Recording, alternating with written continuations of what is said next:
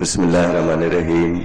تمام تعریفیں اللہ کے لیے، درود اور سلام محمد اور آل محمد۔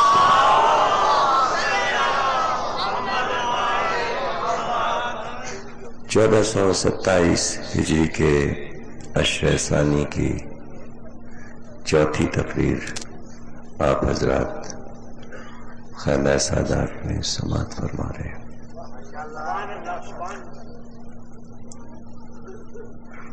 عرض کیا گیا کہ بہتر ہے کہ تمام امت جتنے بھی ہیں، ارب، 1.5 ارب یا 2 ارب،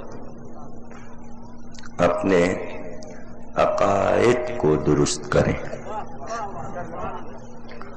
اسی میں بقا ہے اور اسی میں اتحاد ہے۔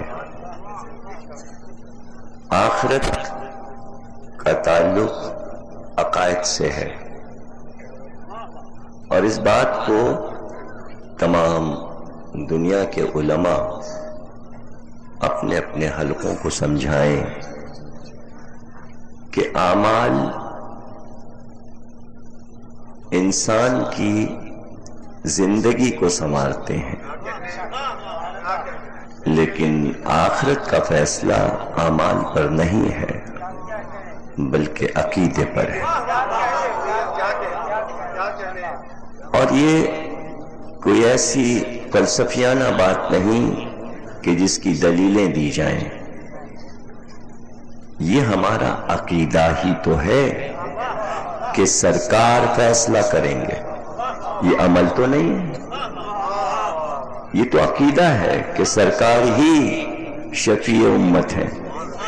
تو جب یہ عقیدہ ہوگا جبھی تو کچھ امید بنے گی۔ تو جس طرح کائنات کا انتظام مالک کائنات نے انبیاء کے ہاتھ میں دے دیا، سارے فیصلے کرنے اللہ نہیں آتا تھا، اگر اس کو ہی فیصلے کرنا ہوتے تو آدم بنانے کی ضرورت نہیں تھی، نوح کی ضرورت نہیں تھی۔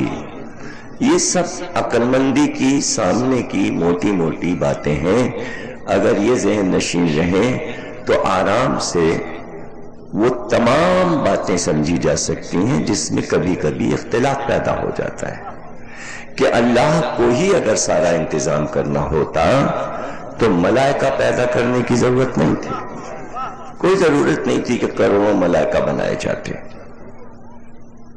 اور ان کو کام سپرد کر دیے جاتے۔ سب خود کر سکتا ہے، وہ قدرت رکھتا ہے۔ بارش کا فرشتہ الگ ہے، سورج نکالنے کا فرشتہ الگ ہے، ہوا چلانے والا فرشتہ الگ ہے، فلاں آسمان، یہ وہ ادھر ادھر۔ اعمال لکھنے کے لیے انسانوں کے 2 فرشتے سب کے ساتھ ہیں، قبر کے فرشتے الگ ہیں، روح نکالنے والے فرشتے الگ ہیں۔ کیا یہ سارے کام اللہ خود نہیں کر سکتا؟ نہیں کر سکتا تھا؟ کیوں بنایا ملائکہ؟ کیا ضرورت تھی؟ اور پھر انسانوں کی خلقت کے لیے، ہدایت کے لیے انبیاء۔ تو خود کیا ہدایت نہیں کر سکتا؟ مجبور تو نہیں ہے، قادر ہے۔ جب قادر ہے تو پھر ابراہیم کی کیا ضرورت ہے؟ اسماعیل اور داؤد و سلیمان اور موسیٰ اور عیسیٰ کی کیا ضرورت ہے؟ اور پھر خاتم کی کیا ضرورت ہے؟ تو جب خاتم کے سپر سب کچھ کر دیا اس نے خود مالک ہو کر، تو جب وہ مالک ہو کر سارا انتظام خاتم کے سپرد کر سکتا ہے تو خاتم بھی اپنا سارا کام پہلے بیت کے سپرد کر سکتا ہے۔ شفیع امت ہے، جیسے وہ مالک کائنات ہے، کام خاتم نے کیے، اسی طرح خاتم شفیع امت ہیں، لیکن محشر کا سارا انتظام علی کو دے چکے، علی کے ہاتھ میں۔ اور اس منزل پر نہ کسی اور کا نام لیا ہے سرکار نے. جتنی حدیثیں اٹھا کے دیکھ لیجئے کہ لوائے ہم کے نیچے ہم ہوں گے تم ہوگے، محشر میں ہم ہوں گے علی اور تم ہوگے، اور نہ ہی کسی نے اس کے ٹکر کی کوئی دوسری حدیث بنائی کہ جو اس کی نعم البدل ہو جاتی تو تھوڑا سا سہارا ہو جاتا. کوئی بھی سچی جھوٹی روایت یہ نہیں ہے کہ کوئی صاحب چارج لے لیں گے حضور سے. یہاں کا چارج لینا آسان تھا، وہاں کا چارج مشکل ہے. تو مولا علی کے بغیر کام نہیں چلے گا، مولا علی کے بغیر کام نہیں چلے گا. تو یہ پیغام عام کرنے کی ضرورت ہے، اور اس میں عقائد کی درستگی بہت ضروری ہے. اب یہ کہ لکیر کے فقیر بن جائیں، بخاری میں لکھ گیا، مسلم میں لکھ گیا، موطا میں لکھ گیا، ترمذی میں، نسائی میں یہ ہو گیا، ابن ماجہ نے یہ لکھ دیا ہوگا. وہ سب معصوم نہیں تھے، وہ سب ولی نہیں تھے کہ ایک ایک لفظ ان کے اختیار میں تھا یا قلم ان کے اختیار میں تھا. لکھ دیا انہوں نے. لیکن آپ ایک اپنا ڈھانچہ تیار کریں اسلامی. جب تک آپ ایسا نہیں کریں گے، پورا عالم اسلام ایسا نہیں کرے گا، اس وقت تک یہ آسان نہ سمجھیں اس کو، اس لڑائی کو ہلکا نہ سمجھیں. یہ مقام رونے کا مقام ہے، اور روئے لوگ. لاہور میں ایسے جلوس نکلے ہیں کہ لوگوں نے اپنے آپ کو زنجیروں میں باندھا. محرم میں جو جلوس نکالے گئے، ہاتھوں میں زنجیریں باندھی خواتین نے، گلے میں زنجیریں باندھی جلوس میں، اور دھاڑے مار مار کے روئے ہیں لوگ. بالکل یہی ہونا چاہیے، یہ رونے کا مقام ہے. وہ تو کہیے کہ یہاں چونکہ اس کو ہم شو نہیں کر سکتے بے ادبی کی وجہ سے، ورنہ اگر عوام کے سامنے وہ چیز آئے تو کوئی سنی شیعہ نہیں بچے گا، کوئی وہابی نہیں بچے گا جو روئے نہ، چاہے جتنا ہی رونا بدعت ہو. اس موقع پر سب کو رونا پڑے گا کہ جو سرکار کی شان میں گستاخی ڈنمارک کے اخباروں نے کی ہے اور ناروے کے اخباروں نے کی ہے. لیکن جلوس صحیح ہے، احتجاج صحیح ہے، زیادہ سے زیادہ ہونے چاہیے، رکنا نہیں چاہیے. لیکن اس کے ساتھ ساتھ یہ بھی ضروری ہے کہ ہمارے تمام خوشی کے تہوار رک جانے چاہیے.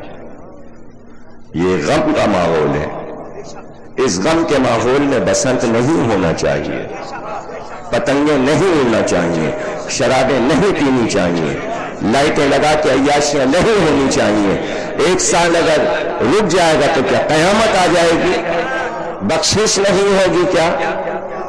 اس لیے ابھی تو پورے پاکستان کے تمام عوام کو پتہ ہی نہیں کہ یہ ہو کیا رہا ہے. پہلے تو آپ کو اپنے عوام کو بریف کرنا ہے.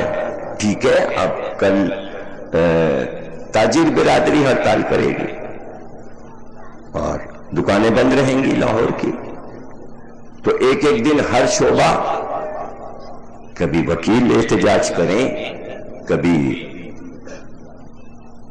آفسوں کے بیوروکریٹس احتجاج کریں، اسی طرح چھوٹے دکاندار، کارخاندار وہ احتجاج کریں، جو بھی لا الہ کہہ رہا ہے وہ احتجاج کرے. لیکن اس احتجاج میں کہتا ہوں کرکٹ فوراً بند ہو جانا چاہیے تھا. داڑیاں رکھ کر آپ میچ کھیل رہے ہو، پیرامڈ میں دعائیں کر کے آپ میچ کھیلنے گئے ہو، تو اتنی مذہبی ٹیم یعنی اچھی خاصی ملاؤں کی ٹیم بن گئی ہے. تو اتنی پکی مذہبی ٹیم کہ جب چھکا لگتا ہے چوہ لگتا ہے تو سجدہ ہوتا ہے، تو جس کا سجدہ ہو رہا ہے اسی کا محبوب جو ہے اس کی توہین کی گئی ہے، تو کاہے کی مذہبی ٹیم ہے؟ بھائی کھیل کود آپ بند کر دیجئے اور کہیے کہ ہم غم منا رہے ہیں۔ اگر میچ بند ہو جاتا تو سب سے اچھا احتجاج یہ تھا، کوئی اخبار یہ بات نہیں لکھ رہا، یعنی باہر سڑک پہ احتجاج کر لیں گے اور پھر ٹی وی کھول کے ہم تفریح بھی کر لیں گے، تو دونوں کام 7 8 1400 برس سے کرتے رہے ہو، کب تک یہ ہوگا؟ کب تک یہ ہوگا؟ احتجاج کرو، غم کی شکل سب بنائیں، یہ کیا کہ کچھ کو غم ہے اور کچھ کو غم نہیں ہے۔ یہ تو حکومتی سطح پر وزیر اور تمام وزراء کو اعلان کر دینا چاہیے تھا کہ پورے ملک کی ہڑتال ہو۔ میرے سمجھ میں باتیں بہت سی نہیں آتی۔ صادق گنجی کا قاتل جو تھا، ایران نے اس کو زبردستی کہا کہ بھائی پھانسی دو، ہمارے آدمی کو مارا گیا، تو جس دن اس کو پھانسی ہو رہی تھی قاتل کو، تو پورا ملک ہڑتال کیے ہوئے تھا کہ ہائے ہمارا آدمی مر رہا ہے۔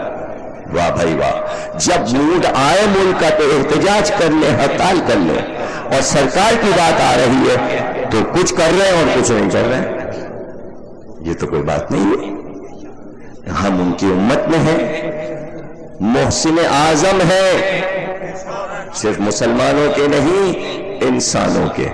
تو یہ تو ہو گیا کہ پہلے تو سب یہ طے کریں کہ صحیح معنوں میں پورے ملک میں احتجاج ہو جانا چاہیے اور غم کی صورت بننی چاہیے، سروں پہ کالی پٹیاں ہونی چاہیے، بازو پہ پٹیاں ہونی چاہیے، خوشیاں موقوف ہونی چاہیے، جب تک کہ وہ اچھی طرح سے گھٹنے ٹیک کر معافی نہ مانگیں اس وقت تک آپ نہ میچ کھیلیں، نہ بسنت منائیں، نہ کوئی خوشی منائیں، بلکہ غم میں مبتلا ہو جائیں۔ اور اس کے ساتھ ساتھ یہ تو ایک رخ ہے، اب دوسرا رخ یہ ہے کہ عقائد کی درستگی ابھی سے ہو جانی چاہیے، اس لیے کہ وہ سازشیں کرتے رہیں گے، وہ رکیں گے نہیں، وہ سازشیں کرتے رہیں گے، شرارتیں کرتے رہیں گے۔ آپ کہاں تک مقابلہ کریں گے اور کیسے انہیں روکیں گے؟ غیر ملکوں کو کیسے روکیں گے؟ وہاں کے عوام کو کیسے روکیں گے؟ وہاں کے اخباروں کو کیسے روکیں گے؟ آپ کو وہ تصویر دکھانی چاہیے اب سرکار کی جو سچی اور حقیقی تصویر تھی، اور جو میں ابھی بتانے جا رہا ہوں اور جو میں بتاتا رہوں گا پورے عشرے میں۔ صلوات پڑھیے۔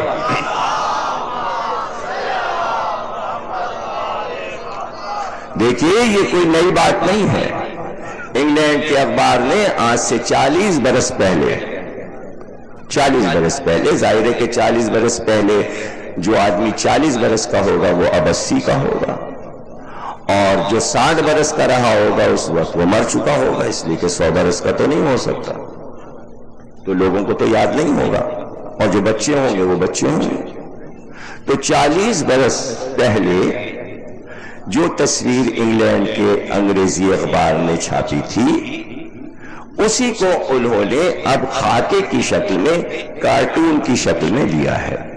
ان کارٹونوں کی، خاکوں کی سب سے اہم اور بڑی اور پہلی تصویر جو ہے اس پر آج کی تقریر میں کر رہا ہوں، اور خاکے جو ہیں ان پر میں باری باری بولوں گا، جو کمپیوٹر پر موجود ہیں اور کلر ہیں، رنگین ہیں، ان کے نیچے نعرے لکھے ہوئے ہیں، سلوگنز لکھے ہوئے ہیں، عبارت لکھی ہوئی ہے کارٹون کے نیچے۔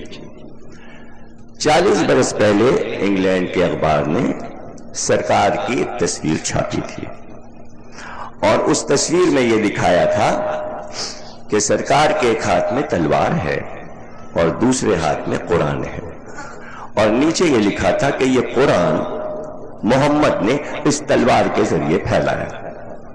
اس پر بہت احتجاج ہوئے، کتابیں لکھی گئیں، تقریریں ہوئیں، میرا بچپن تھا، لیکن خود میں نے اپنے بچپن میں 12 سال کی عمر میں اس موضوع پر تقریر کی تھی، اور میری تقریر کا عنوان اس وقت تھا جو میں نے لکھنؤ میں کی تھی کہ کیا اسلام بزور شمشیر پھیلا۔ اس وقت وہ میری 1.5 گھنٹے کی تقریر تھی، اور اس کو میں نے پھر 20 برس کے بعد کراچی میں اسی تقریر کو کیا تھا، لیکن اس وقت چونکہ وہ موضوع تھا، اور اگر مجھے یاد آئی وہ اپنے بچپن کی تقریر جو میں نے کی تھی کہ کیا اسلام بزور شمشیر پھیلا، تو ہم 18ویں یا 19ویں تقریر اس کو ہم دہرائیں گے جو ہم نے کبھی لکھنؤ میں آج سے 40 برس پہلے کی تھی، اگر یاد آ گئی پوری تقریر، اس لیے کہ اس زمانے میں ریکارڈ نہیں ہوتی تھی تقریر، ٹیپ ریکارڈر نہیں ایجاد ہوا تھا، تب کی بات ہے یہ، تو وہ ریکارڈ بھی نہیں ہے مجلس۔ اسی خاکے کو بات کو انہوں نے تھوڑا سا آگے بڑھایا ہے، اور اب اس میں انہوں نے یہ بات دکھائی ہے کہ اب ذرا تلوار جو ہے اس کا ڈیزائن بھی بدل دیا ہے انہوں نے، اور انتہائی بھیانک اسٹائل سے اس تلوار کو انہوں نے دکھایا ہے، اور دوسرے ہاتھ میں بجائے قرآن کے اب یہ دکھایا ہے کہ ایک کٹا ہوا سر ہے، اور بالوں سے سر کو پکڑے ہوئے ہیں، اور دوسرے ہاتھ میں تلوار اٹھائے ہوئے ہیں، اور امامے سے ایٹم بم نکل رہا ہے، اور نیچے لکھا ہے کہ یہ سب کو مار ڈالیں گے، پوری دنیا کو ختم کر دیں گے اس تلوار کے ذریعے سے اور اس ایٹم بم کے ذریعے سے۔ سوال یہ ہے کہ آج ہم جتنا بھی اس پر روئیں کم ہے، یہ مصائب ہے، مصائب ہے، اس لیے کہ اس وقت ہم مظلوم ہو گئے، یہ سرکار پر ظلم ہوا۔ کیوں ظلم ہوا؟ اس لیے کہ دنیا انسانیت نے انصاف نہیں کیا، عدل کی بات نہیں کی ہے۔ عدل کی راہ سے کیوں ہٹے؟ اس لیے کہ ہم عدل کی راہ سے ہٹ چکے۔ اگر ہم عدل کی راہ سے نہ ہٹتے تو آج یہ دن ہمیں دیکھنا نصیب نہ ہوتا، اور ہم اپنے عقیدے کے مطابق، پھر عقیدے کی بات آ رہی ہے، اور پہلے دن بھی میں نے کہا تھا کہ عقیدے کے مطابق، قرآن کے مطابق ہم ان کے انبیاء کے بارے میں ایک لفظ بھی گستاخی نہیں کر سکتے، اس لیے کہ ہمارے عقیدے میں وہ سارے انبیاء داخل ہیں۔ آ گئی نا عقیدے کی بات؟ اس کے معنی لڑائی عقیدے کی ہے، عمل کی نہیں ہے۔ اس پر لڑائی نہیں ہو رہی ہے کہ ہم آپ کو نماز نہیں پڑھنے دیں گے، ہم آپ کو روزہ نہیں رکھنے دیں گے، ہم آپ کو حج نہیں کرنے دیں گے، بلکہ توحید سے لے کر عدل، نبوت، امامت اور قیامت پر یہ حملہ ہوا ہے، اصول دین پر حملہ ہوا ہے، مسئلہ عقیدے کا ہے۔ اب اس میں ہمیں کیا کرنا ہے؟ احتجاج اپنی جگہ، اب ہم اس راہ پر کیسے چلے کہ یہ نہ ہو اور یہ سوچیں کہ یہ کیوں ہوا، کیوں ہوا؟ کیا ہم نے سرکار کی یہ تصویر دکھائی ہے اپنی کتابوں میں کہ سرکار ایک فاتح تھے، فتوحات کرتے تھے؟ کیا ہم نے جہاد کی وہ تصویر دکھا دی کہ جو قرآن میں جس کی تعریف نہیں ہے؟ جو تصور جہاد کا قرآن نے دیا ہم نے وہ رخ کیوں نہیں دکھایا؟ اور بدر سے لے کر حنین تک سرکار نے جو جنگیں کی ہیں وہ خود کی ہیں یا سرکار پہ لادی گئی ہیں؟ اب آپ کو دوبارہ درست کرنا پڑے گی تاریخ۔ کالجوں میں، اسکولوں میں، یونیورسٹی میں بتائیے کہ سرکار نے کوئی لڑائی فتوحات کے لیے نہیں لڑی، سرکار کو فتوحات کی ضرورت نہیں تھی، فتوحات کے لیے نہیں لڑی۔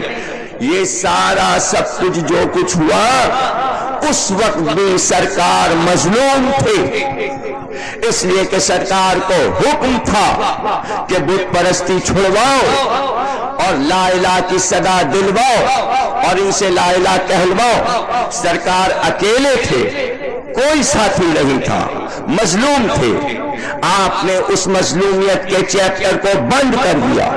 آپ نے وہ 13 سال مکے کے بیان کرنا چھوڑ دیے کہ کس طرح مکے کے لوگوں نے سرکار کو پریشان کیا، پتھر مارے، زخمی کیا، طائف نے اتنا مارا کہ خون سر سے پیر تک بہنے لگا۔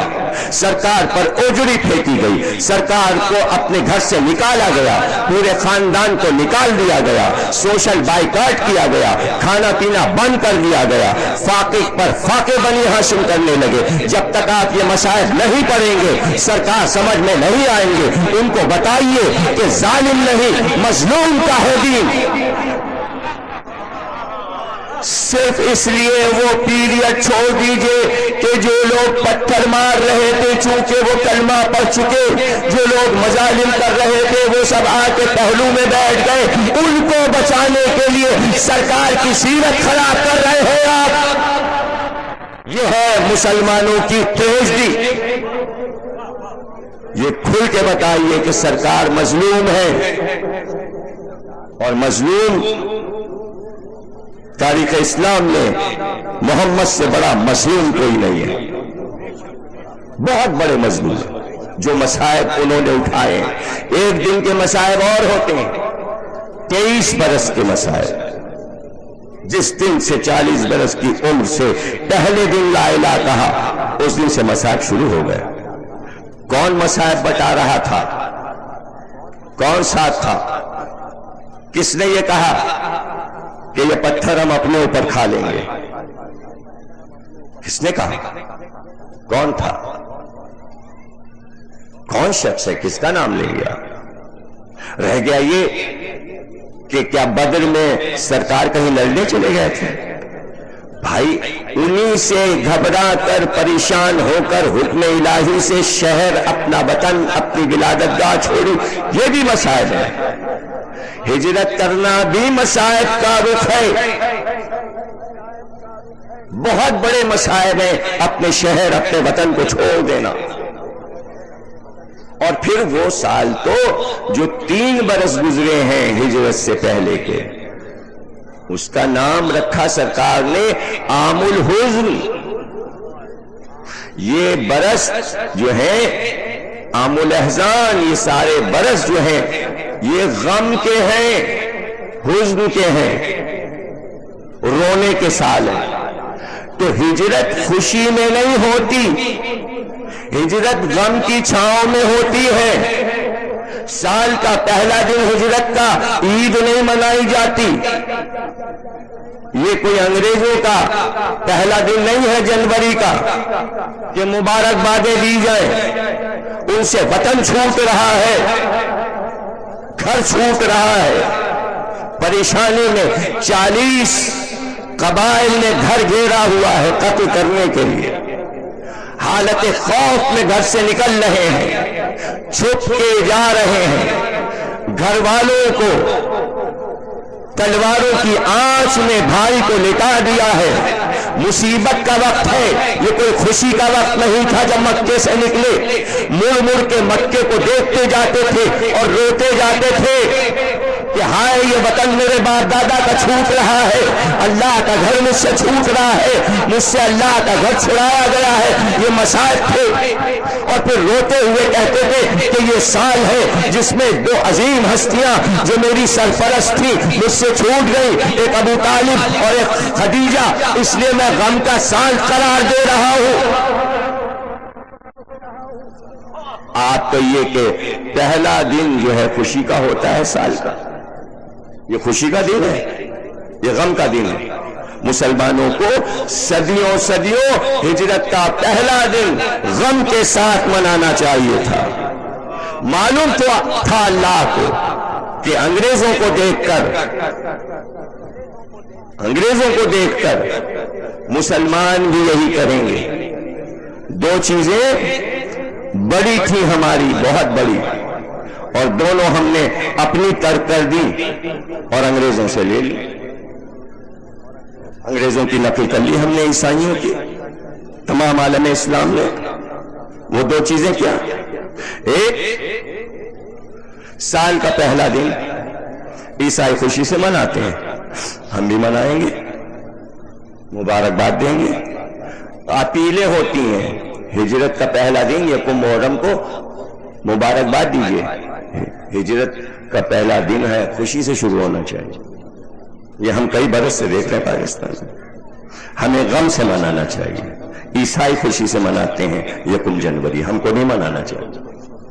اللہ کو معلوم تھا کہ یہ خوشی کا دن قرار دے دیں گے مسلمان یکم محرم کو، اس لیے اللہ نے انتظام کر دیا کہ محرم میں نواسے کی شہادت ہو جائے۔ اب تو نہیں مناؤ گے، اب تو نہیں مناؤ گے، اور انتظام ہو گیا، اب اشرف فاروق و حسین ہو گیا، اب منائیے خوشی۔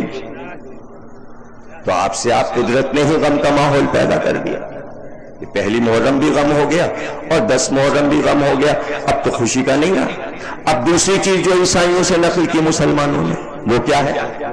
وہ بھی سن لیجیے آپ، اور اسی پہ عامل ہے عیسائیوں کی نقل میں۔ وہ کیا ہے؟ کرسمس، عیسیٰ کی ولادت مناتے ہیں عیسائی اور اس کی خوشی مناتے ہیں۔ مسلمانوں نے کیا کیا؟ چونکہ ان کے نبی عیسیٰ، وہ کہتے ہیں وہ تو جی گئے، سولی چڑھے اور اس کے بعد جی گئے، اور ہم یہ کہتے ہیں وہ مرے ہی نہیں ہمارے عقیدے کے مطابق۔ عیسائی کہتے ہیں نہیں، تیسرے دن زندہ ہو گئے۔ تو اب وہ غم مناتے ہی نہیں حضرت عیسیٰ کا، صرف خوشی مناتے ہیں ولادت کی 25 دسمبر کو۔ ہم نے عیسائیوں سے یہ بات لے لی، ہم صرف عید میلاد النبی مناتے ہیں۔ پورا عالم اسلام محمد کی ولادت مناتا ہے اور اس کی خوشی میں جھنڈے نکالتا ہے اور میلاد کرتا ہے، لیکن اب تک 1400 برس گزر گئے، وفات نہیں منائی، محمد کا غم نہیں مناتے۔ یہ ہم نے عیسائی کی نقل کی، چونکہ وہ عیسیٰ کا غم نہیں کرتے اس لیے ہم بھی نہیں کرتے۔ چینج کرنا پڑے گا آپ کو، جیسے آپ ولادت کی خوشی مناتے ہیں، محمد کا غم سعودی عرب سے اپیل کر کے منوانا پڑے گا۔ چھٹی کروائیں پوری دنیا میں، ہر اسلامی ملک سرکار کی وفات کی چھٹی کرے، اور جیسے کسی ملک کا پریسیڈنٹ مرتا ہے، عیسائی مرے یا یہودی، تو جھنڈے یہاں سرنگو ہوتے ہیں، غم قرار دیا جاتا ہے۔ 3 دن کا سوگ ہوگا، تو آپ بھی 3 دن کا سوگ سرکار کا کروائیے، کروانا چاہیے نا، سارے اسلامی ملکوں کو کرنا چاہیے۔ تو پہلے تو یہ طے کر لیں ہم کہ پورا عالم اسلام سرکار کی ولادت کے ساتھ ساتھ وفات کا غم منائے۔ بھئی میں صحیح کہہ رہا ہوں یا غلط کہہ رہا ہوں؟ منانا چاہیے نا۔ تو جتنے بھی احتجاجی جلسے ہوں اس میں یہ اپیل کی جائے کہ اگر ہم پہلے غلطی کی ہے تو کوئی بات نہیں کہ غلطی کو ہم درست کر لیں، یا ہم بھول گئے ہیں تو پھر یاد کر لیں۔ دونوں تاریخیں منائیں، 2 تاریخیں ہونی چاہیے، ایک ولادت کی، ایک وفات کی۔ ایک چینل پورا مختص ہونا چاہیے سرکار کی ذات کے لیے، جس میں رات و دن، جیسے آپ نے قرآن کا چینل کھولا ہوا ہے، جیسے کیو ٹی وی ہے، رات و دن نعتیں ہو رہی ہیں، تو اسی طرح نثر میں سیرت رسول، اور یہ قید نہ ہو کہ کسی ایک فرقے کے لوگ ہی بات کریں، سب کو وقت دیا جائے۔ جب اتنا پیسہ ملا ہے پاکستان کو کہ وہ 50 چینل کھول سکتا ہے، تو اس موقع پر غیر قوموں کو اس چینل کے ذریعے مختلف زبانوں میں، دنیا کی جتنی زبانیں ہیں، انگریزی ہو، ڈچ ہو، فرینچ ہو، جرمن ہو، ہر زبان میں لیکچر ہو محمد پر، سیرت پر، اور وہ سیرت بتائی جائے کہ جس سے صحیح معنوں میں خاکہ بنے، اسلامی خاکہ بنے۔ اور اس کے لیے آپ پہلے سے میٹنگ کر لیجئے، بحث کر لیجئے کہ کیا دینا ہے اور کیا نہیں دینا۔ اپنی لڑائی خود لڑ لیجئے، وہاں آ کے کیوں لڑیے؟ ساری لڑائیاں ٹی وی پہ کیوں ہیں؟ عورتوں کی لڑائیاں بھی ٹی وی پہ دکھائی جا رہی ہیں، گھر کرائے کے مکان کے جھگڑے بھی اسی پہ طے ہو رہے ہیں، پھر کئی مسئلے بھی ٹی وی پہ یعنی ٹی وی نہ ہو گیا کہ اندھے کے ہاتھ بٹیل لگ گئی. جو آپ کے مسائل ہیں وہ مسائل آپ کے گھر میں رہیں، ٹی وی پہ دکھا دکھا کے کیسے حل ہو جائیں گے؟ غیر ملکی تو اس کو تفریح بنا کے پیش کرتے ہیں، ان کے تو کوئی تفریح ہے ہی نہیں، ان کے پاس تو کوئی موضوع نہیں ہے، بے مقصد زندگی گزار رہے ہیں. آپ کے پاس تو مقاصد ہیں، آپ کے پاس تو موضوع ہیں. جب آپ کے پاس موضوع ہے تو آپ انہیں ترک کیوں کر رہے ہیں؟ اب تو ترک نہ کریں، وہ ترک کا زمانہ گزر گیا کہ جب ایک کو لے لیا اور ایک کو ترک کر دیا، وہ دور نہیں ہے. اب تو ترک کرنے میں نقصان ہے. ہر زبان میں سیرت پیغمبر سمجھائیں، قرآن سے سیرت سمجھائیں. سب سے اچھی سیرت قرآن سے سمجھائی جا سکتی ہے. سرکار نے کوئی لڑائی اپنی زندگی میں نہیں لڑی. مدینے آئے تھے، کافروں سے بچ کے آئے تھے، جان بچا کر آئے تھے. انصار نے ساتھ دیا تھا. حج کرنے انصار گئے تھے تو انصار نے کہا تھا کہ ہم آپ کے ماموں ہیں اور ہم آپ کا ساتھ دیں گے اگر یہ مکے والے آپ کا ساتھ نہیں دے رہے ہیں. آپ مدینے آ جائیے، آپ اپنے ننیال آ جائیے، آپ کی دادی کا گھر ہے. بھائی تو اس احسان کو کیوں بھول جاؤ کہ لفظ آ رہا ہے دادی، یعنی کہیں سے آپ گھر والوں کو بھول نہیں سکتے، گھر والوں کے احسان. حضرت عبد المطلب کی والدہ جناب ہاشم کی زوجہ سلمہ مدینے کے سردار کی بیٹی ہیں. 4 پشتیں گزر چکی ہیں اور اب تک وہ اپنے آپ کو ماموں کہتے ہیں، حالانکہ عبد المطلب کے ماموں ہوتے تو ہوتے. سرکار سے کہہ رہے ہیں ہم آپ کے ماموں ہیں، چونکہ آپ کی پردادی یہاں کی تھی تو ہم آپ کا ساتھ دینے کو تیار ہیں.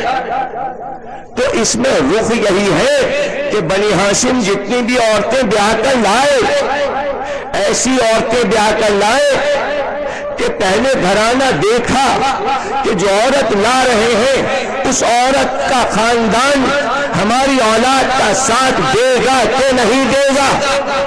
تو یہاں تک دکھا دیا بنی ہاشم نے کہ یہ اسلام پروان نہ چڑھتا اگر انصار مدینے لے کر سرکار کو نہ جاتے.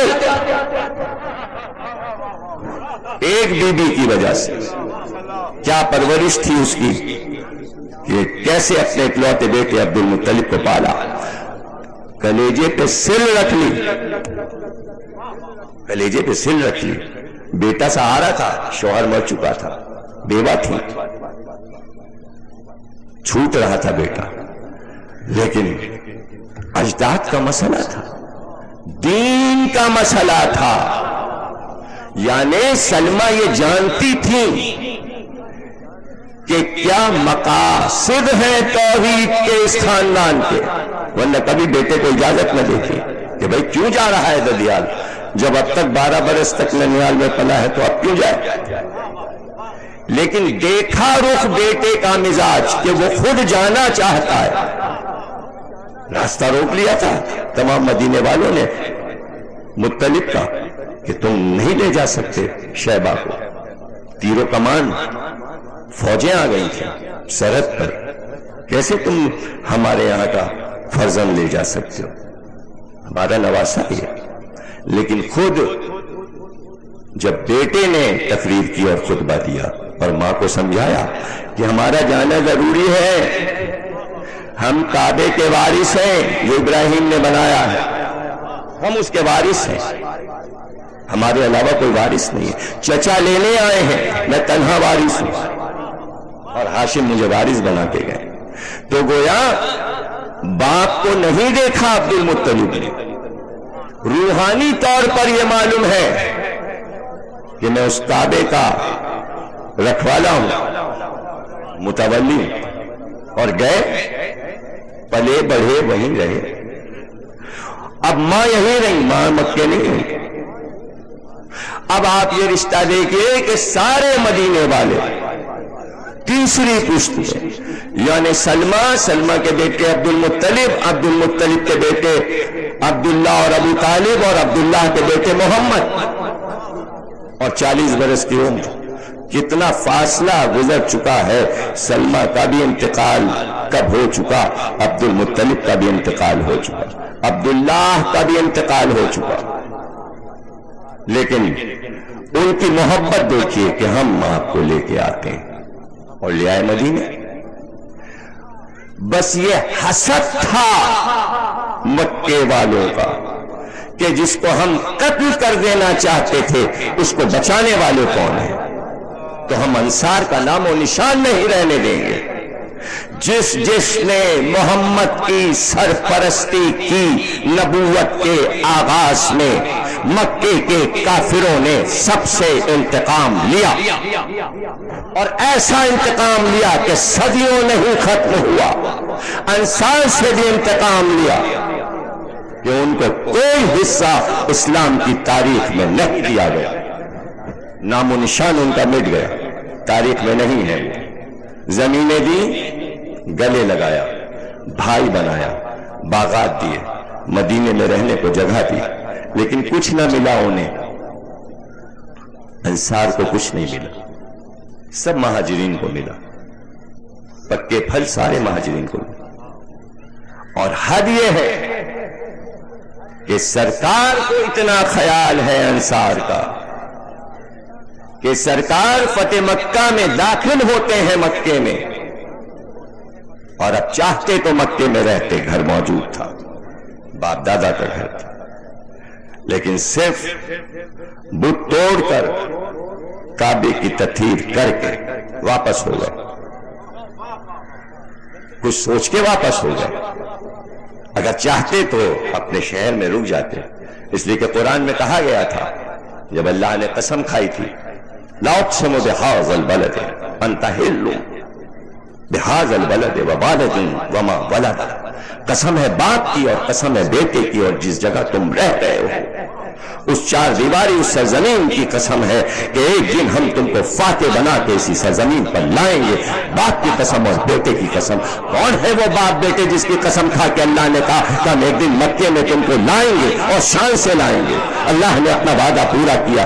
کیوں باپ اور بیٹے کی قسم کھائی؟ کہ باپ اور بیٹے کی وجہ سے وہ دن آئے گا کہ تم واپس آؤ گے. باپ ابو طالب ہے, بیٹا علی ہے. قرآن میں سورہ رکھا ہوا ہے, کوئی تاریخ کی بات نہیں. ہم لائیں گے تمہیں, اور آئے عزت سے لائیں گے. ناکے پہ بیٹھ کے آؤ گے, کالا امامہ سر پہ بندھا ہوگا, کاندھوں پہ شملے پڑے ہوں گے, 12,000 تلواروں کے سائے میں آؤ گے, اور بغیر جنگ کے اور بغیر خون ریزی کے تم مکے میں داخل ہو جاؤ گے. ایک بھی قتل نہیں ہوا, اس لیے کہ اپنی سرزمین میں آ رہے تھے, اللہ کی سرزمین پر آ رہے تھے.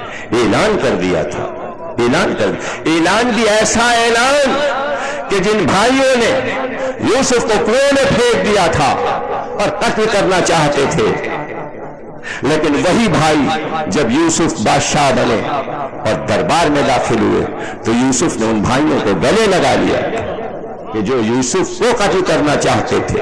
تو یہی کہا کہ ہمارا تمہارا معاملہ ایسے ہے جیسے یوسف نے اپنے حاسد بھائیوں کو معاف کر دیا تھا, ہم تم سب کو معاف کرتے ہیں. جاؤ طلقا, ہم نے تمہیں چھوڑ دیا. لفظ دیا نبی نے طلقا لفظ طلاق سے, یعنی ہم نے تمہیں چھوڑ دیا, آزاد کر دیا. یعنی سزا نہیں دے رہے, نہ بدر کی سزا, نہ احد کی سزا, نہ خندق کی سزا, نہ سازشوں کی سزا, پتھر مارنے کی سزا نہیں, اوجڑی پھینکنے کی سزا نہیں. معاف کر رہے ہیں, گھر کے دروازے بند کر لو. اور واپس آ گئے. اور پھر حنین کی لڑائی, وہی لوگ جو تازے کلمہ پڑھے ہوئے تھے سب حنین میں آئے تھے. ایک وہ تھے جو بدر والے تھے, ایک وہ جو تھے احد والے تھے, خندق والے, خیبر والے. اسٹیج بائی اسٹیج, درجہ بدرجہ کلمے پڑھے تھے. یہ آخری لوگ تھے, آخری قسط, اور آخری قسط وہاں موجود ہے حنین میں. اور سب سے زیادہ مال غنیمت حنین میں ملا. اور جو نئے آئے تھے ان کو کئی گنا زیادہ دے دیا. اور جب بڑھ چکا تو انصار مدینہ روتے ہوئے آئے، آنکھوں میں آنسو، ابھی ابھی جنہوں نے کلمہ پڑھا ان کو آپ نے اتنا مال دے دیا اور ہم کو کیا ملا؟ تو کا مال تمہیں بھی مل سکتا ہے، جتنا ان کو ملا ہے اس سے زیادہ مل سکتا ہے، لیکن ایک بات کا جواب دے دو، مدینے سے تم ہمیں لے کے آئے ہو، ہم ان کے ساتھ مکے واپس جا سکتے ہیں اور وہیں مر سکتے ہیں اور وہی قبر بن سکتی ہے، دو چیزوں میں سے ایک چیز لے لو، یا اتنا مال غنیمت لے لو یا مجھے واپس لے کر چلو اور قیامت تک تمہاری زمین پر سوؤں گا مکے کو چھوڑ کر، چاہتے کیا ہو؟ آپ کو پتا ہے جب سرکار واپس چلے تو فخر سے انصار یہ کہتے چلے یہ مال لے کر جا رہے ہیں، میں محمد لے کے جا رہا، ہم سب محمد کو لے کے جا رہے ہیں، ان کے حصے میں مال آیا،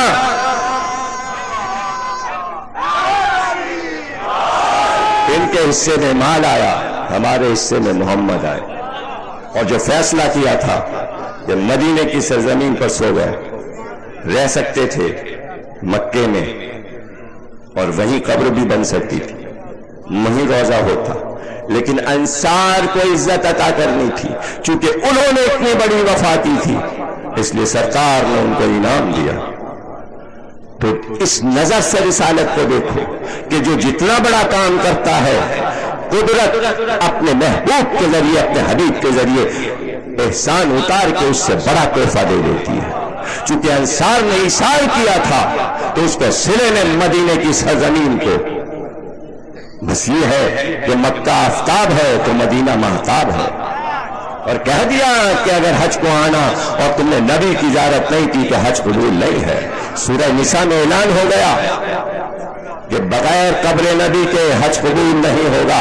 آج ہر حاجی کو مدینے جانا پڑتا ہے، یہ انصار کا فخر ہے، یہ انصار کا فخر ہے کہ اس سرزمین پر سب کو جانا پڑ رہا ہے، انصار کی زمین پر سو رہے ہیں، انصار کا عطیہ ہے وہ مسجد نبوی، انصار نہ رہے، نہ انہیں کوئی منصب ملا، نہ عہدہ، نہ تاریخ میں وہ زندہ، نہ ان کو خلافت ملی، نہ بادشاہی، نہ ملوکیت، انصار میں کا ایک بھی خلیفہ نہ بنا، لیکن کم از کم انصار کا یہ فخر کیا کم ہے کہ ہماری زمین پہ مدینے میں نبی سو رہے ہیں، یہ کیا کم فخر ہے ان کے لیے، یہ بہت بڑا فخر ہے۔ تو یہ انعام دیا، سرکار نے انہیں انعام دیا، تو انصار کو ان کی خدمت پر اتنا بڑا انعام سرکار دے دے، اور اہل بیت جو ساری زندگی خدمت کرے ان کو کچھ نہیں دیں گے، تو مانیے کہ ان کو کیا دیا ہے سرکار نے، کچھ ان کو بھی تو دیا ہوگا۔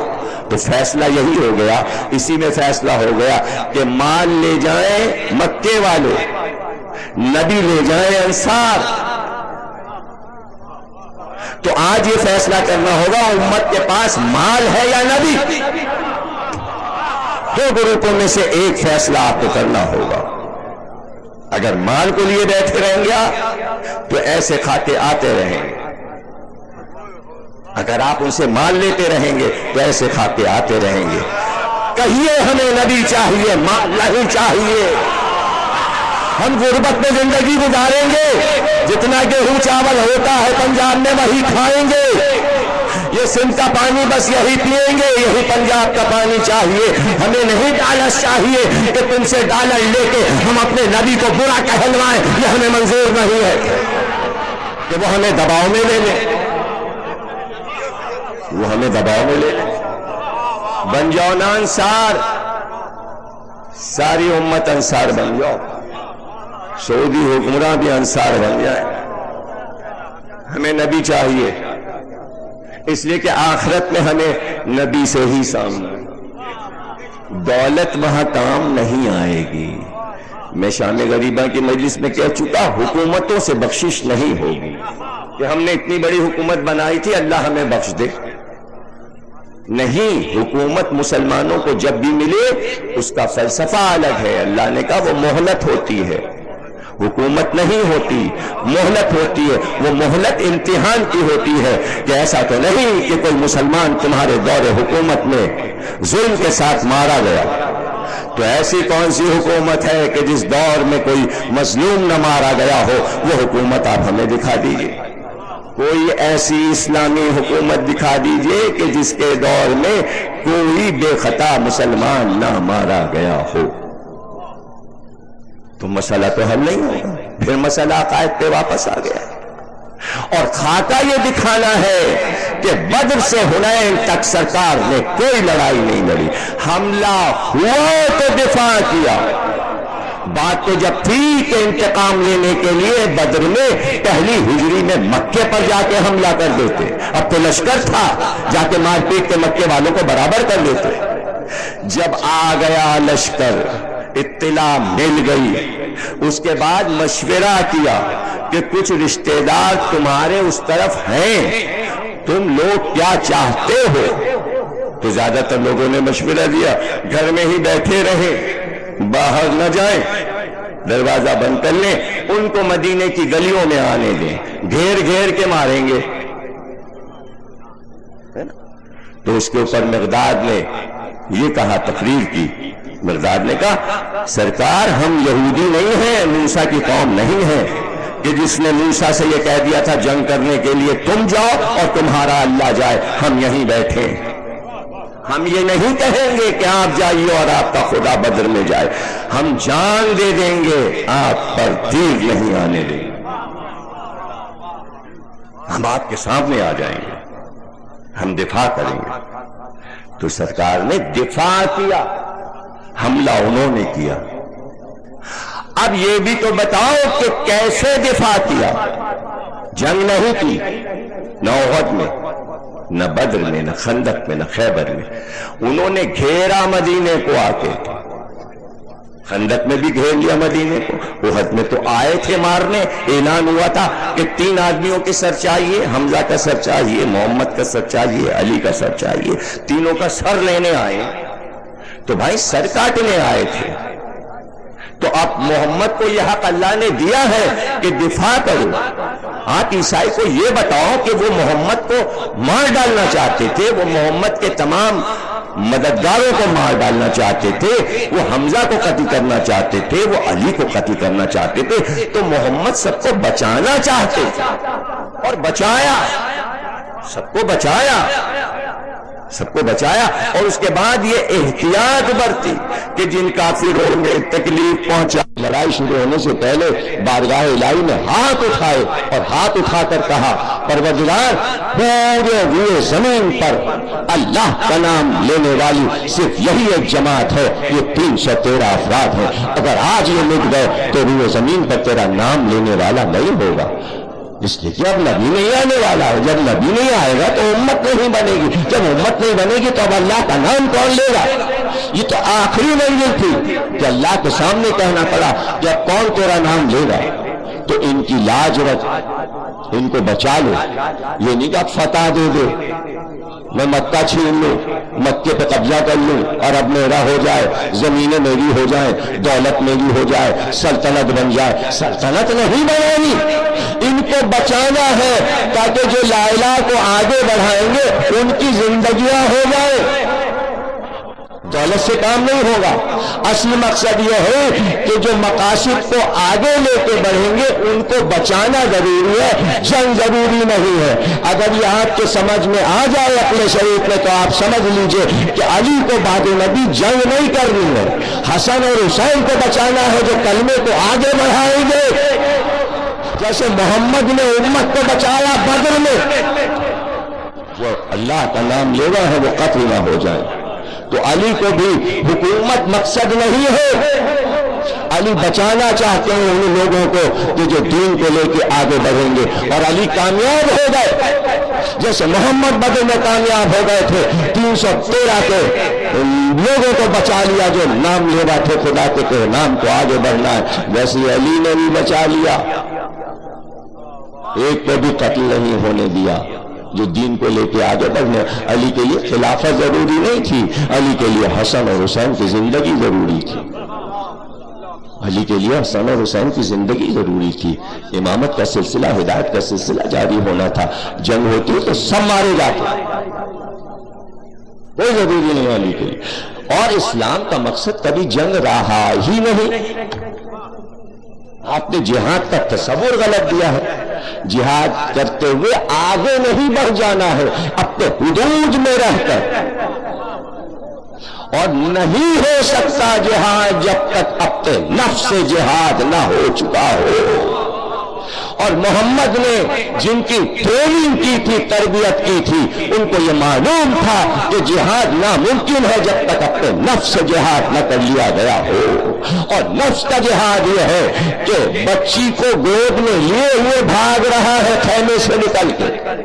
علی کی تلوار اٹھ چکی ہے، اس کے سر تک پہنچ چکی ہے. جیسے ہی نظر گئی کہ گود میں ایک بچی ہے، تلوار ہٹا لی، جانے کا موقع دیا، لیکن آگے بڑھا. دوسرے نے، مسلمان نے تلوار مار دی، بچی گود سے گری، گھوڑے کے قدموں میں آ گئی، وہ بھی مارا گیا، بچی بھی ماری گئی.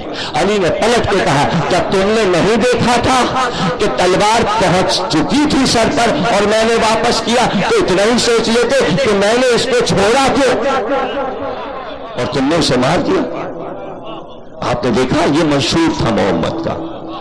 اور حد یہ ہے کہ قیدی بن جائیں بدر کے بچے ہوئے لوگ، ان کو رسیوں میں باندھ لیا جائے تو رات کو ٹہل ٹہل کے خیمے میں بے قراری کے عالم میں سب کو اٹھائیں، مجھے لے کے چلو جہاں قیدی ہیں خیمے میں. اور جاتے ایک ایک کے بازو کی رسی کو کھول کے ڈھیلا کیا. کرہانے کی آوازیں آ رہی ہیں، شاید ان کے ہاتھ بہت زور سے باندھے گئے ہیں. یہ ہے دنیا کا منشور. آج اگر تم یہ بتا دیتے کہ محمد نے اپنے قیدیوں کے ساتھ سلوک کیا کیا تو پھر احتجاج کر لیتے کہ آج مسلمان قیدیوں کے ساتھ یہودی اور عیسائی کیا کر رہے ہیں. بتاؤ تو کہ محمد نے کافر قیدیوں کے ساتھ کیا کیا کہ ان کے بازو کھلوا دیا. اور پھر اس کے بعد اختیار دیا اللہ نے، چاہو تو انہیں قتل کر دو اور چاہو تو دیت لے کے انہیں چھوڑ دو. محمد نے سب کو چھوڑ دیا، معاف کر دیا. اور شرط کیا لگائی کہ تم میں سے جو پڑھے لکھے ہیں وہ مدینے کے بچوں کو پڑھائیں، یہی ہے تمہاری جان بخشی. یعنی رخ موڑ دیا قید کا علم کی طرف. یہ تو ہے پہلی لڑائی. دوسری لڑائی انتقامی تھی، حملہ کرنے آئے تھے. محمد نے تو حملہ نہیں کیا تھا. تو آپ یہ کیسے لکھ رہے ہیں کہ اسلام فتوحات کا دین ہے؟ تلوار کے زور سے نہیں پھیلا. یہ تصویر دکھانی پڑے گی، بتانی پڑے گی. جب تک آپ اپنے نبی کو مظلوم نہیں دکھائیں گے کام نہیں چلے گا. اور اتنے مظلوم ہیں احد میں سرکار کہ دو قوت بازو حفاظت کرنے والے دو، علی اور حمزہ. اور حمزہ شہید ہو جاتے. اور جو ظلم ہوا حمزہ پر، اس لیے آپ حمزہ کی شہادت نہ بیان کریں کہ مارنے والے بعد میں کلمہ گو ہو گئے. تو یا تو ان کو بچا لیجئے یا اسلام بچا لیجئے، دو میں سے کوئی ایک چیز بچا لے. قیامت خیز احد کو بیان کیجئے اور روئیے اس پہ، اس لیے کہ سرکار نے حکم دیا رونے کا. سرکار کو تو سمجھیے. سرکار بتانا چاہتے ہیں کہ یہ کافر یہ مشہور کریں گے کہ محمد حملے کر کے فتح کرنا چاہتے تھے اور ہم پر ظلم کر رہے تھے. سرکار نے بتایا ہم ظلم نہیں کر رہے، یہ ہم پر ظلم کر رہے ہیں، یہ ہم پر ظلم کر رہے ہیں. اور صرف اتنی سی بات پر کہ ہم یہ کہہ رہے ہیں اللہ ایک ہے، یہ ہم پر ظلم کر رہے ہیں. اور دیکھو یہ ظلم کیا ہے ہمارے اوپر کہ میرے چچا کو کس بے دردی سے قتل کیا گیا ہے. اور اس کے بعد کیا کیا گیا، اس کے بعد جو کچھ ہوا ہے کہ جب لاش کو دیکھا ہے تو چیخیں مار مار کے رو اور کہا کہ چادر ڈال دو، اس لیے کہ پتہ چلا ہے بہن آ رہی ہے، صفیہ آ رہی ہے، حمزہ کی بہن آ رہی ہے، سرکار کی پھوپھی آ رہی ہے. چادر چھوٹی تھی، حمزہ کا قد لمبا تھا، طویل القامت تھے، تو اگر پیروں کی طرف چادر کھسکتی تو سر کھل جاتا تھا. تو چہرہ بند کروا دیا، پیر کھلے تھے. تو کہا گھاس توڑ کے، صحرا کی گھاس توڑ کے لاؤ، پیر بھی چھپا دو کہ لاش کے کسی حصے پر صفیہ کی نظر نہ پڑے۔ یہ چیزیں کیوں نہیں پڑھتے مسلمان؟ کیوں نہیں پڑھتے؟ اور اتنے مسلمان مارے گئے احد میں کہ جب سرکار مدینے میں آئے تو کوئی گھر ایسا نہیں تھا کہ جس گھر سے رونے کی آواز نہ آ رہی ہو۔ اس سے بڑی اور محمد کی مظلومیت کیا ہوگی؟ کون سی لڑائی کے بعد محمد نے جشن منا لیا؟ کوئی فتوحات کی خوشی کی ہے؟ جنگ نہیں تھا مقصد، دفاع تھا۔ تم نے حملہ کیا ہے، ہم نے اپنے آپ کو بچایا ہے۔ بچانے میں انسان وار کرتا ہے، وار کو روکنے کے لیے وار کرتا ہے۔ اور محمد نے خود کب کسی پہ وار کیا؟ کبھی زندگی میں تلواری ہی نہیں چلائی۔ پیار اور محبت، تلوار لٹک رہی ہے، آرام کر رہے ہیں، کافر آ گیا، تلوار اس نے اٹھا لی اور جگایا، کہا محمد اب تمہیں کون بچائے گا؟ تلوار تمہاری ہے، اب تمہیں کون بچا سکتا ہے؟ اس وقت آپ نے کہا میرا خدا مجھے بچائے گا، میرا خدا مجھے بچائے گا۔ ایک جملے نے قدموں پہ اسے گرا دیا، کہا اتنا یقین ہے تمہیں اپنے خدا پر؟ اس کے معنی ہے تو محمد تو یہ بتانے آئے تھے کہ وہ ہے۔ آج عیسائی یہودی بھی محمد کی ہی وجہ سے مانا ہے کہ وہ ہے، ہندوستان کا کافر بھی محمد کی وجہ سے مانا ہے کہ وہ ہے۔ اسلام سے پہلے کوئی نہیں مانتا تھا کہ وہ ہے۔ ایک کا تصور اسلام نے پوری دنیا کو دیا، واحد کا تصور سرکار نے دیا، اور ساری دنیا توحید کے عقیدے سے اسلام کے متاثر ہوئی ہے، اثر لیا ہے۔ پوری انسانیت پر احسان ہے سرکار دو عالم کا۔ لا الہ کا قدموں پہ گر گیا۔ اسی بات کو اقبال نے کہا تھا، بے تیغ بھی لڑتا ہے سپاہی، محمد بغیر تیغ کے لڑ رہے تھے، تیغ تھی ہی نہیں۔ مومن کیا کہوں میں، اس لیے کہ وہاں پر مسئلہ یہ آ جاتا ہے کہ مسلم کی بات ہوتی ہے، اقبال مومن کی بات ہے۔ مسائل تو بڑے ہیں نا، مطلب اتنی نزاکتیں ہیں کہ میں کس کس موضوع پر بولوں اور کدھر کدھر جاؤں، شاخیں ہیں۔ اقبال تو ایمان کی بات کرتے ہیں،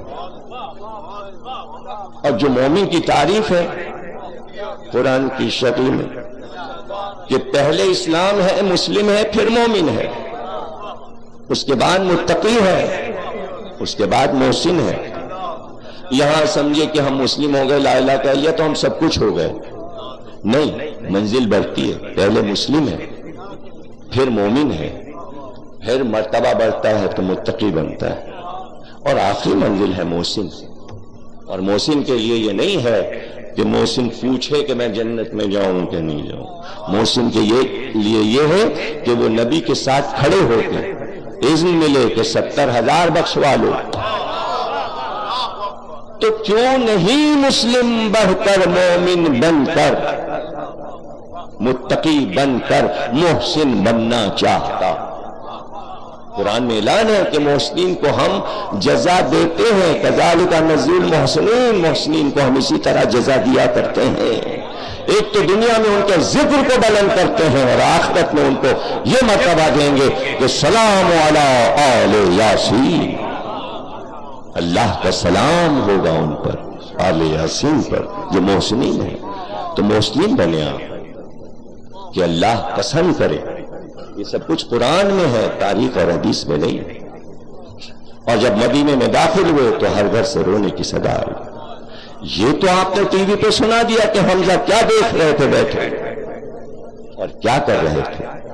کسی مولوی کو یہ توفیق نہیں ہوئی کہ حمزہ کی سیرت ٹی وی پہ سناتا، کہ حمزہ نے کام کیا کیا، حمزہ کا کارنامہ کیا ہے، حمزہ کی شہادت کیسے ہوئی؟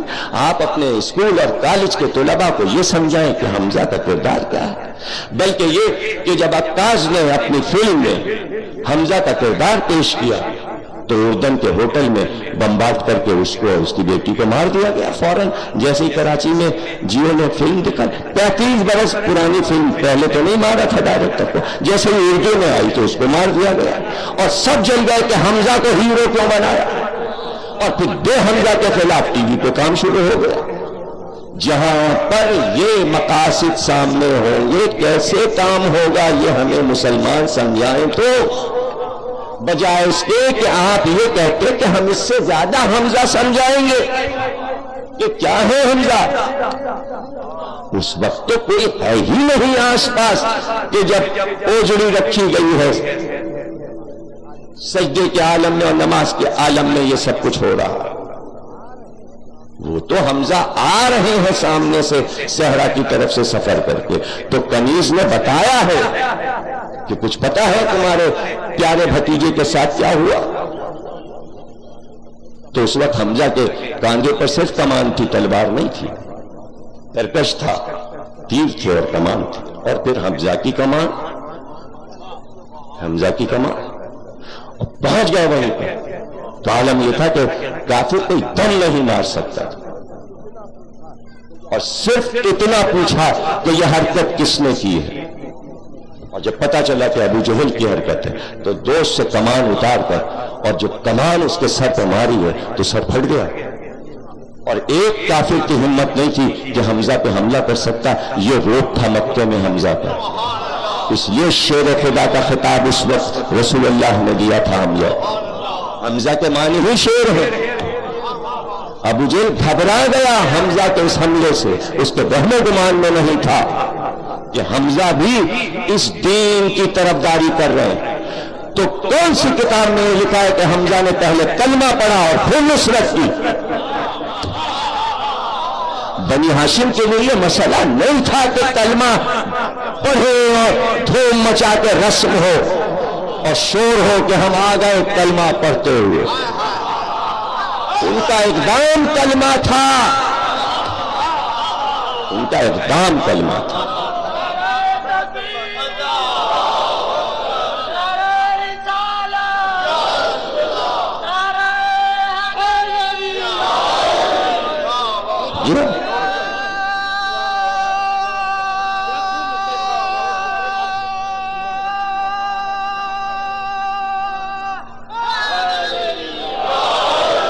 اور اس کے بعد حمزہ نے اشارہ کیا جعفر کو اور علی کو کہ دونوں بازو ابو جہل کے دونوں پکڑ لو، ایک طرف سے جعفر نے پکڑ لیا، ایک طرف سے علی نے پکڑ لیا، اور پھر اس کے بعد بھتیجے سے کہا محمد یہ جو چیزیں تمہارے اوپر ڈالی ہیں یہ سب اس کے منہ پہ مل دو۔ آپ نے دیکھا یہ ہے شیرانہ اقدام، یہ ہے حمزہ۔ آپ جو تصویر دکھا رہے ہو 50 منٹ میں وہ حمزہ کی تصویر نہیں ہے، وہ تاشقند میں بنائی گئی ہے تصویر، تاشقند میں لکھی گئی ہے یہ کتابیں، وہاں مکہ مدینے میں بیٹھ کے نہیں لکھی گئی۔ یہ ہے تصویر حمزہ کی، حمزہ کی تصویر یہ ہے کہ کہاں ہے شہباد با نے پکار کر کس کو بھیج دیا؟ وہ تو تمنا کی تھی انصار نے کہ یہ کریڈٹ ہم کو جائے کہ اسلام کے نام کا توحید کا پہلا بار ہم کریں۔ ماس، موس اور اوف 3 بھائی نکلے، 20، 21، 22، 23 سال کی عمر، تلواریں لے کے۔ انہوں نے ان کی طرف دیکھا بھی نہیں، انہوں نے کہا محمد اس کو بھیجو جو شجرے میں اعلیٰ ہو، ہم چھوٹے لوگوں سے نہیں لڑتے۔ تو اب کافر کی نظر میں کس کا شجرہ اعلیٰ ہے، کون ہے شجرے والا؟ تو محمد نے چاہا کہ آج تاریخ میں لکھا دیں شجرے والے ہوتے کیسے، تو ایک بار پلٹ کر آواز دی علی، حمزہ، عبیدہ، ایک چچا زاد بھائی، ایک چچا، دوسرا چھوٹا چچا زاد بھائی عبیدہ حارث کے بیٹے، سرکار کے چچا بھائی عبد المطلب کے پوتے عبیدہ ابن حارث ابن عبد المطلب، ان کو بھی شیر کہتے تھے، یہ بھی شیر مشہور تھا۔ تو 3 شیر نکلے بدر میں، 3 شیر نکلے۔ کل بھی مضمون تھا کسی اخبار میں، اتوار والے میں، بدر یوم فرقان ہے۔ یوم فرقان کے کیا معنی ہے؟ فیصلے کا دن۔ فیصلہ تو اسی دن ہو گیا، فیصلہ اسی دن ہو گیا۔ اب فیصلے کے بعد آپ ان کو بچانا چاہتے ہیں، پھر وہی بات آتی ہے، انہیں بچا لیجئے، ان کی نسل کو بچا لیجئے کہ جو نہیں رہی اور جن سے کوئی انعام ملنے کی امید نہیں، یا پھر دین بچا لیجئے۔ عقائد تو درست کرنے پڑیں گے۔ مقابل تھے، ربیہ کے پہلوان کہلاتے تھے، مظہر اور ربیہ کے پہلوان تھے۔ نہج البلاغہ میں علی نے کہا، ابھی میں جوانی کی حدوں میں داخل ہوا تھا کہ قبیلہ مظہر اور ربیہ کے بڑے بڑے سورماؤں کے سینوں کو میں نے چیر دیا۔ ابھی جوانی کی حدوں میں قدم رکھا تھا، میرے سامنے کوئی سورما، کوئی بہادر کبھی ٹھہرا نہیں۔ یہ فخر ہے عالم اسلام کہ محمد کے دفاع میں علی نے ساری زندگی وقف کر دی۔ علی فتوحات کر سکتے تھے، اذن لے لیتے کہ ہم اب فلاں ملک فتح کریں، فلاں ملک فتح کریں، پورا عرب فتح کر لیں۔ ارے یہ کتنی بڑی بات ہے کہ اپنے ملک اور اپنے شہر سے نکل کے کسی دوسرے ملک میں کبھی نہیں گئے۔ قریب کے ملک تھے بحرین وغیرہ، چلے جاتے فتح کرتے ہوئے، نہیں گئے۔ پڑوس میں ایران تھا، عراق تھا، سارے ملک تھے عرب کے پہلو میں۔ مقصد فتوحات نہیں تھا، مقصد لا الہ تھا۔ اس لیے کہ فتوحات میں جسم فتح ہوتے ہیں، صرف روح اور عقل فتح نہیں ہوتی۔ مقصد اسلام تھا فکر کو فتح کرنا، ذہن کو فتح کرنا، روح کو فتح کرنا۔ جسم پہ قبضہ نہیں کرنا تھا کہ غلام بنا لو، قیدی بنا لو۔ اور یہی کام کیا بدر سے حنین تک۔ اور اب مقصد بتایا کہ ظالم اور فاقے بن کر نہیں ہمیں تاریخ میں رہنا، قدم قدم پہ بتانا ہے کہ باہر کی دنیا جانے کے اصل میں ہم گھرے ہوئے ہیں دشمنوں میں، ظلم ہم پر ہو رہا ہے، ہم کسی پہ ظلم نہیں کر رہے۔ مدینے کے ہر گھر میں ماتم ہو رہا ہے، اور بیٹھ کے اپنے گھر کے دروازے پہ رونے لگے۔ یہ بھی تو مسلم اور بخاری میں واقعہ لکھا ہے جو پڑھنے جا رہا ہوں۔ آج تک کیوں نہیں ٹی وی پہ سنایا گیا، اور کیوں نہیں اخبار میں چھپتا یہ واقعہ؟ دونوں کتابوں میں لکھا ہے، اور بھی آگے کی کتابوں میں بھی لکھا ہے جو میں پڑھ رہا ہوں۔ اور رو کر بیٹھ کر کہا، ہائے، ہر ایک کے لاشیں پر رونے والیاں اور رونے والے رو رہے ہیں، اور کوئی میرے چچا پر رونے والا نہیں ہے۔ صرف اس لیے آپ اس روایت کو بخاری کی ہونے کے باوجود چھپا لو کہ اس میں رونے کی عظمت ہے، چونکہ آپ رونے کو بدعت کہہ چکے، اس لیے آپ اس بات کی لاج رکھنے کے لیے اس روایت کو نہیں سنائیں گے۔ سنائیے، یہی ہے سچائی کہ چاہا محمد نے کہ گریا ہو اور حمزہ کی صف ماتم بچھے۔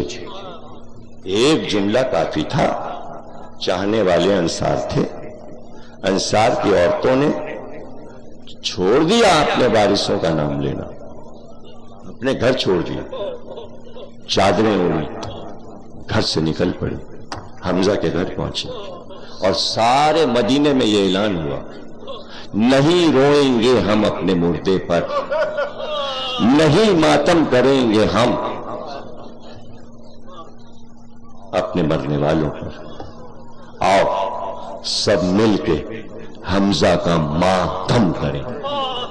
ماتم ہوا رسول کی زندگی میں ہوا۔ آج کہا جاتا ہے کہ ماتم کہاں سے آ گیا؟ ماتم سنت رسول ہے، حکم رسول سے ہوا، اور اس دور کے اسلام کے شہید اعظم کا ماتم ہوا۔ رسول کا حکم اللہ کا حکم ہے، چاہا رسول نے کہ ماتم ہو۔ کل انشاءاللہ ہم آپ کو جب اس منزل پہ پہنچیں گے اور ماتم کی تاریخ بتائیں گے، کس طرح ماتم کی تاریخ بحکم رسول کن کن لوگوں نے اس کو زندہ کیا، اور کتنا ضروری ہے یہ ماتم۔ جو قوم ماتم کرتی ہے، کافر، مشرک، نصرانی اور یہودی، پھر اس پر ظلم کرنا پسند نہیں کرتے، مظلوم کہہ کے چھوڑ دیتے۔ آج اگر پورا عالم اسلام حسین کا ماتم کر رہا ہوتا تو آج یہ دن دیکھنا نہیں ہوتا ہم کو کہ جو ہوا ہے۔ آج اگر ہم اپنی مظلومیت کی تصویر پوری دنیا کو دکھا دیں تو اس طرح اسلام کا مذاق نہ اڑے۔ کل انشاءاللہ ہم ایک ایسی شخصیت پہ تقریر کریں گے کہ جن پر پوری تقریر نہیں ہوئی، اور چونکہ میری نئی کتاب چھپ کے آئی ہے اور اتفاق سے آج ہی کراچی سے ذل رضا آئے تو 8 جلدیں اس کی یہ لائے، تو میں نے کہا 10 کیوں نہیں لائے، 8 لائے۔ تو اب اتفاق سے وہ 8 آ گئی ہیں، اور دکانوں پہ تو کبھی آئے گی تو آئے گی۔ جن صاحب کو لینا ہو وہ ذل رضا صاحب سے لے سکتے ہیں۔ کتاب ہے حضرت ام البنین پر، اور یہ عالم اسلام کی پہلی کتاب ہے۔ اس بی بی پر نہ عربی میں، نہ فارسی میں، نہ اردو میں اب تک کتاب نہیں لکھی گئی تھی، اور یہ مدینے میں حسین کے ماتم کی بانی ہے۔ کہ زینب نے کوفے اور شام میں بھائی کا ماتم کیا، مدینہ خالی تھا اور فوراً شروع ہونا چاہیے تھا، بی بی نے فوراً شروع کیا، اور وہ بنیاد رکھی کہ مرتے دم تک جو ماتم کیا ہے۔ تو اس کتاب میں ہم نے بڑی محنت کی ہے۔ انشاءاللہ یہ ایک کاپی آپ دیکھ لیجئے، اور اس کو میں چاہوں گا کہ بچے، جوان، بچیاں، خواتین اس کتاب کو پڑھیں ضرور۔ اور یہ کتاب ہے 500 صفحے، اور 500 صفحے ایسی ہستی پر جس پر کچھ نہ لکھا گیا ہو، یہ اس کو کافی سمجھیں کہ یہ بہت، چونکہ پہلی کتاب ہے۔ اور کل پوری تقریر ہم بی بی پہ کریں گے، ان کی سیرت پہ کریں گے، تو اس سے یہ پتہ چلے گا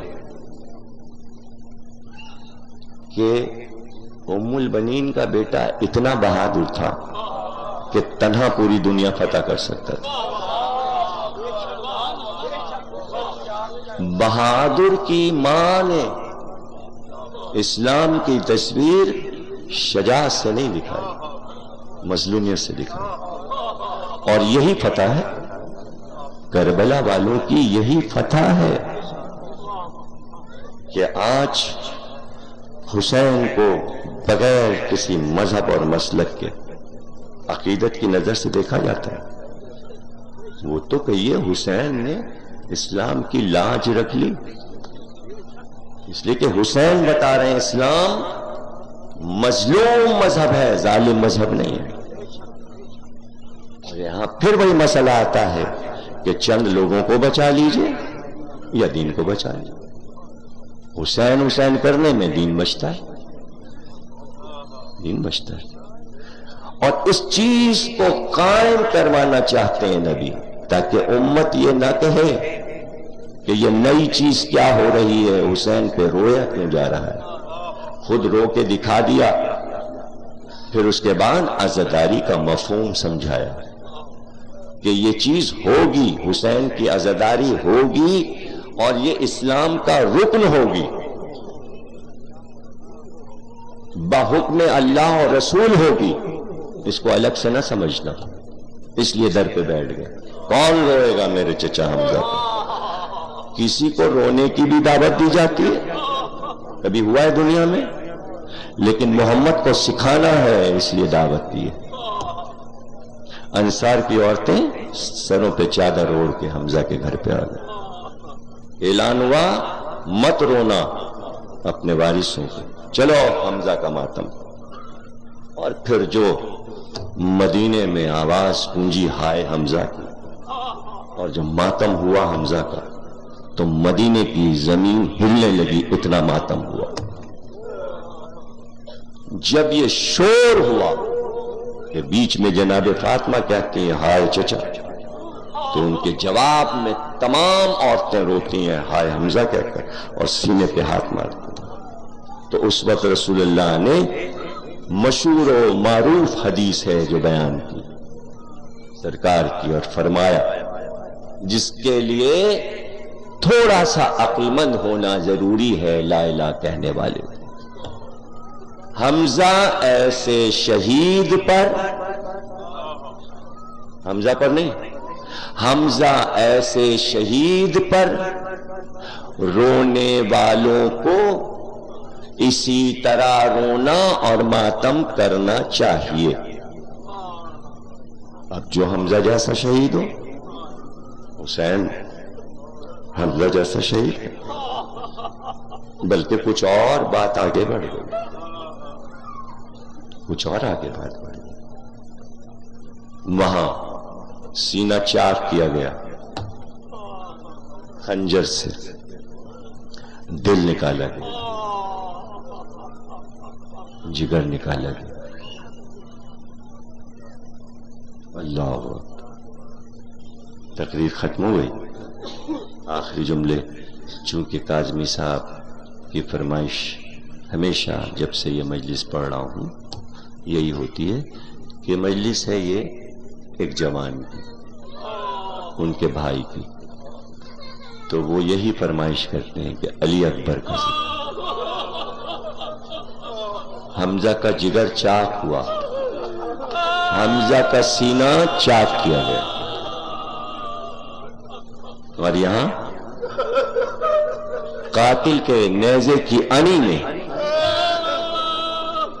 علی اکبر کا دل و جگر تھا۔ علی اکبر حسین کا دل و جگر تھے۔ کیا گزری ہے اس باپ پر 18 برس، جس نے پروان چڑھایا ہے بیٹے کو، اور پھر کہہ کے بھیجا تھا صورت اور سیرت میں تیرے نبی سے مشابہ،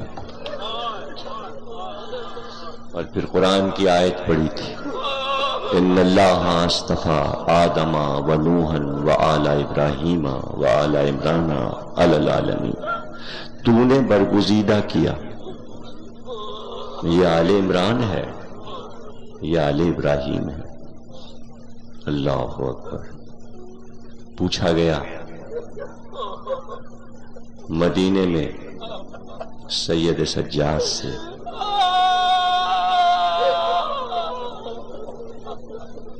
کہ جب وہ دیکھ رہے تھے کہ علی اکبر اتنے خوبصورت ہیں، علی اکبر جوان ہیں، جب وہ یہ جان رہے تھے کہ رسول اللہ کی صورت ہے، تو کیوں ماری تلواریں، کیوں ماری تلواریں؟ تو رو کر کہا کہ ایک ساتھ مل کر جب حملہ کیا ہے تو نعرے یہ لگا رہے تھے، مارو یہ علی کا پوتا ہے،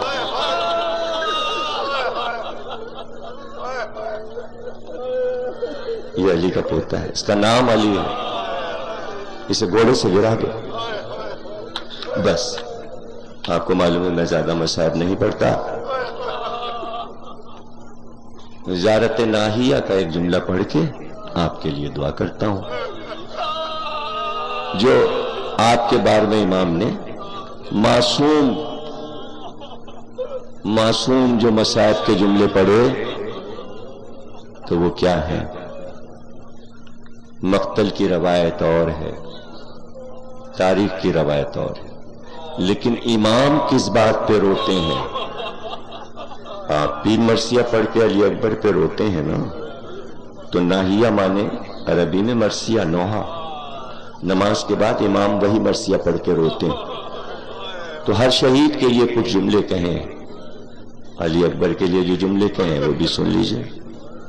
2 جملے ہیں وزارت ناہیہ کے، اور جب بھی آپ کو یاد آئیں گریہ ہوگا. جب نیزہ سینے پہ لگا علی اکبر گھوڑے پہ ٹگمگائے.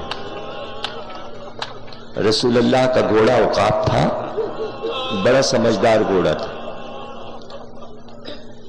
گھوڑے نے دیکھا کہ میرا سوار اب سنبھلتا نہیں، اس لیے کہ اکبر پہ غشی طاری ہوئی، دل سے پار ہو چکا تھا نیزہ. تو دونوں ہاتھ باہیں گھوڑے کی گردن میں ڈال دی اور نہ ڈھال ہو گیا. گھوڑا یہ چاہتا تھا کہ میں اپنے سوار کو بچا کر حسین تک پہنچا دوں. لشکر کے کمانڈر نے حکم دیا کہ جب گھوڑا واپس آئے اس زخمی سوار کو لے کر، سب کو معلوم تھا کہ گھوڑا خیام کی طرف جائے گا. تو ابن سعد نے کہا کہ گھوڑا سامنے سے آنے والا ہے، تمام تلواریں ہاتھوں میں لے کر 2 رویا کھڑے ہو جاؤ تاکہ گھوڑا کسی اور طرف سے نہ جانے چاہے. تو خیام سے لے کر میدان تک 2 رویا صفیں بن گئیں اور سب کے ہاتھ میں تلوار تیار تھے. اب امام زمانہ کا جملہ سنیے، اور جب بھی میں پڑھتا ہوں تو تڑپ جاتا ہوں کہ امام روتے ہیں. یہ جملہ کہتا ہے کہ جیسے ہی عقاب چاہتا تھا کہ علی اکبر کو تیز لے کر جائے تو اس صف کے درمیان سے چاہتا تھا کہ علی اکبر کو بچا کے نکل جائے. اب یہاں امام زمانہ فرماتے جیسے ہی علی اکبر کی سواری چلی، دونوں طرف سے علی اکبر پہ تلواریں دونوں طرف سے پڑتی جاتی تھی. اور جملہ یہ ہے کہ حسین کو جب لاشا ملا تو علی اکبر کے ٹکڑے ٹکڑے تھے. بارلا اس عبادت کو قبول فرما، ہمیں کوئی غم نہ دینا سوائے غم حسین بحق محمد اور آل محمد. پروردگار جو بے روزگار انہیں رزق عطا فرما،